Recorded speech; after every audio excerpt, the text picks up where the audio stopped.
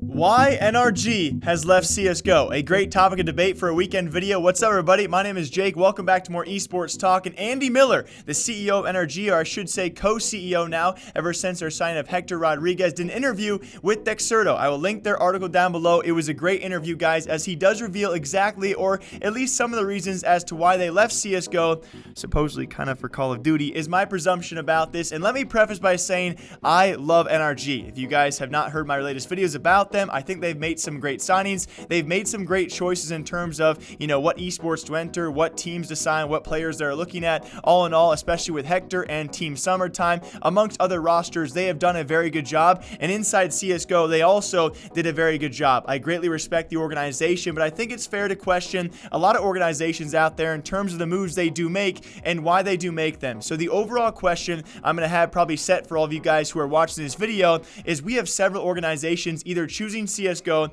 or choosing Call of Duty, and who do you guys think is making the right choice? Because certainly a lot of the future of these organizations is set on their decisions they do make in terms of franchise leagues or Counterstrike or other esports out there, and NRG is certainly one of the teams out there making that risk. Luminosity Gaming also joining that amongst a few other names out there who are actually leaving CSGO and joining the Call of Duty League for next year. LG has now left CSGO. Of course, NRG sold their roster to join this Call of Duty League. That it's not going to be cheap either way. I mean, $25 million for an entry fee, 7 to 10 players on those rosters. The top players probably making $250K salaries, housing, travel. Amongst that, guys, who knows for prize winnings what's going to be offered for those players to earn back or the org to earn back. I would assume pretty limited compared to that of CSGO. It makes a lot of sense. If you're going to enter the Call of Duty League, you're probably going to sell off all unnecessary assets or assets that you feel are not going to be profitable, which he actually does talk about. Currently right now, CSGO is bad business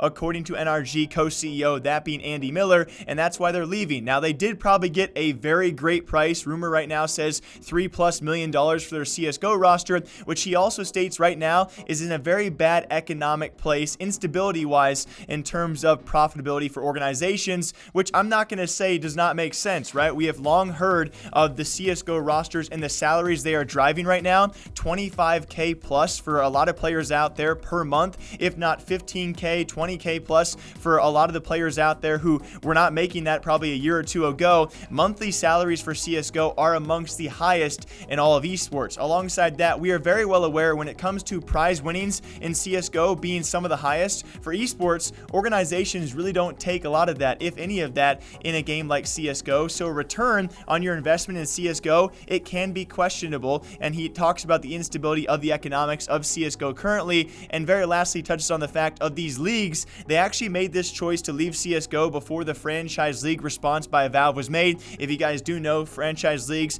exclusivity wise, is not going to be allowed by Valve. NRG was already out of CSGO by the time they did make the announcement. And he does touch on one last point though. Apparently of these leagues, at least one of them was going to force teams to pay to be a part of them, and so that might have attributed as well to their reason to actually leave CSGO entirely. It's just bad business and it's just not profitable, which is kind of worrying to me because we've heard the same talks around League of Legends and other esports, and so it makes the whole esports bubble thing very it's in my head. But I do think it's a reasonable argument to make. If you're leaving CSGO for Call of Duty, why do you see that risk as being worth it? We've seen viewership-wise, number-wise for franchise leagues out there. League of Legends, Overwatch, their franchise fees, although Overwatch is a bit more expensive. In terms of League of Legends, though, comparing viewership between those two and Call of Duty, it's not even close. And like I talked about before, 7 to 10 players on your Call of Duty rosters. Top players right now we have seen so far are demanding $500,000 per year salaries for Call of Duty. You also have 7 to 10 players as compared to CSGO only being generally 5, maybe a 6 as a stand-in player every now and again.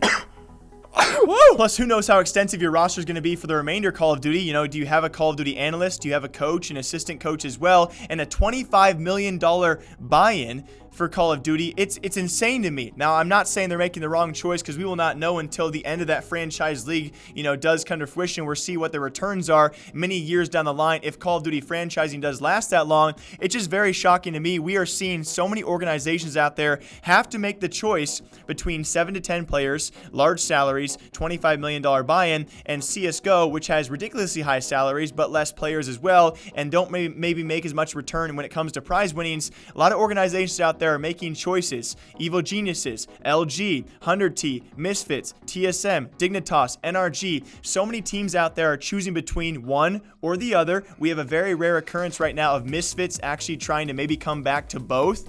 Misfits already have a Call of Duty spot. They have a League of Legends team.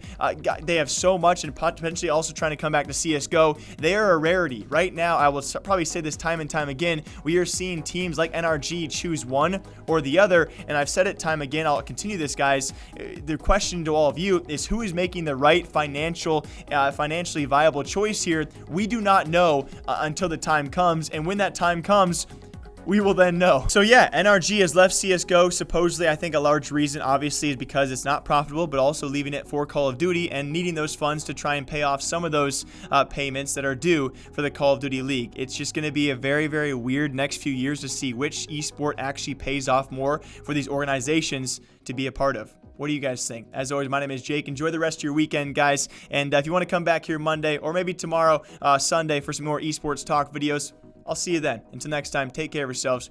Bye-bye.